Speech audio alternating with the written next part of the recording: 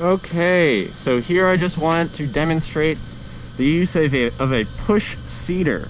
This is a device that allows you to direct seed crops directly into a bed or a growing area in one single pass without having to bury the seeds after you plant them or after you sow them in a trench or furrow. It does all of it in one felt swoop.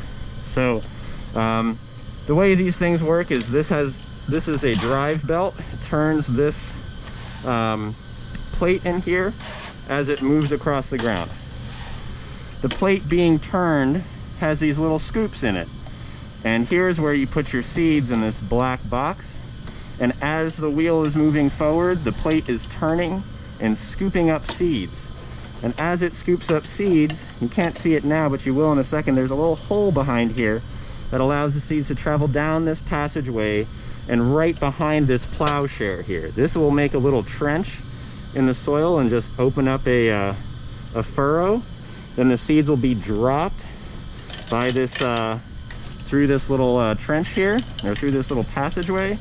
And then we'll have a chain that will just sort of bury the, it'll knock down the sides of the trench and we'll bury the seedlings. Then we have this press wheel at the back that will press down gently on the seeds that we just sowed, and that'll allow the seeds to have good seed to soil contact. So one really cool thing about this is you can use it to plant many different sizes of seeds. You can tell that these are pretty small. This will not work for something like peas or beans.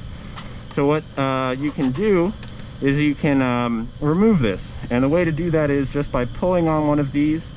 It's got a little on-off direction, so I want it off, so I'm going to pull this way, and that came out really easily.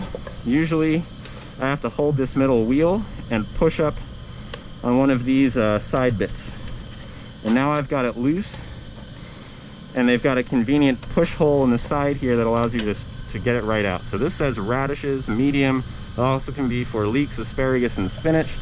And over here I've got my dirty but small peas and beans plate, and I can put that right on and use it to seed peas and beans. Today I'm going to be seeding Hakurai turnips. These are a salad turnip. They're like a Asian style turnip. They're really delicious, better than any turnips in my view. So to get this back on, I've got to line up these little grooves and move it this way to the on position. And I can do that by holding this middle portion and pushing down on one of these little seed cups. And now I've got it so that it's all spinning independently and it's not moving as I push this thing. So that's really great. Another cool thing is you can adjust the depth.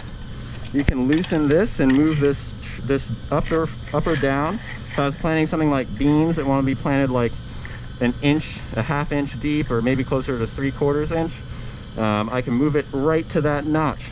I find that I need to give this a little room, so if I want to plant these Hakurai, which need to go in at a 1/4 inch, so a 1/4 inch to a ½ inch deep in rows 12 to 18 inches apart, I know if I put it on a 1/4 inch, it's not really going to get that deep and the seeds aren't really going to be buried deep enough, so I'm just going to move it down to a ½ That's just something I found from using this machine. That might not work for your machine, but trial and error always works best. So now that I've got it set at the right depth, I can also space my rows using this. And this little tool allows me to measure the space between the rows I'm making. So you can imagine as I'm pushing this straight down the row that I'm seeding, this is making like a little indentation in the soil, which will allow me to find a straight line that will be exactly whatever distance I measure from the line that I'm seeding. So it's really cool. That's how I seeded this nice row of spinach. Although I couldn't really keep my lines perfectly straight, all of the plants are equally spaced between the rows. So this really helps, and that allows me to get one of my cultivating tools in between them and kill my weeds really easily. So just really quick, while I still have some time on my GoPro here, I'm gonna fill up our little container with seeds. Really doesn't need that many. Place it back on a dry surface. My little clip here is broken, so I've got to hold it. I'm not going to be using my marker here because I've got plants already seeded on my left side, and my marker could actually mess that up. It's really helpful if you do this when the soil isn't wet, because that kind of makes this the soil get a little clumpy and this this trencher doesn't really work as well. But either way, I've got it just a little bit damp because I turned the drip tape on and it dripped just a little bit, but it's not been soaking for like an hour, unlike these lettuce seedlings that we just transplanted. So I'm just going to move down the row, and you can see that it's opening up a little trench. And what you want to do is it's really hard to see with these really small seeds, but you want to see the seeds dropping down through this channel as I'm pushing it. So I can see it right there. It's really, I'm sure it's impossible to see on this camera, but you want to make sure that they're dropping through. If not, you might think that you seeded a whole bunch of stuff when you actually didn't. And as you can tell, I'm not really going very deep. I'm not going deep enough, so I'm just gonna do it again after I move this down just a little bit. Moving it to about the 3/4 inch spot. I don't think that's gonna make it too deep. I definitely don't want to plant them too deep, but I don't want them to be exposed, because then they won't germinate. So as I'm pushing, my drive wheel is spinning and my seeds are dropping.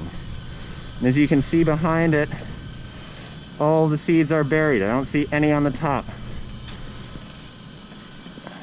Oh, I couldn't see them there either because my trench closed up so quickly. But either way, this works really, really well. I can just push my way down this row.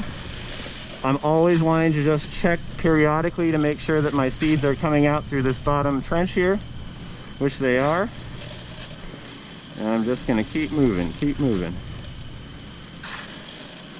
For some seeds, this actually spaces them out perfectly. It actually gets them so that they're the right distance apart so that you won't have to thin them. Which obviously takes some time.